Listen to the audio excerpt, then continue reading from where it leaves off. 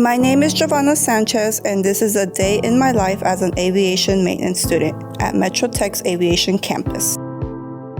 When it's time for class, I head inside and greet my teachers, sit in class for a bit, and then head to the hangar for hands-on work. Right now, we are working on turbines and learning about the different stages and how it functions. I use my downtime and breaks to study and to take quick breathers before jumping right back in. I enrolled into aviation maintenance to create a better life for my 3-year-old daughter, Analia, and to show her and other women and girls that they can thrive in careers that are typically male-dominated.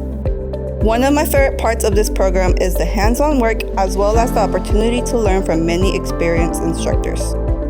After I earn my certifications, I hope to work at an airport using my Airframe Power Plant license and maybe even continue school for welding. As a full-time day student, I start class at 7, have lunch from 10:45 to 11:30, and leave for the day around 3.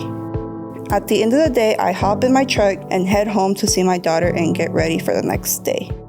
And that's my day as an aviation maintenance student. Thanks for coming along, and Metro Tech for life.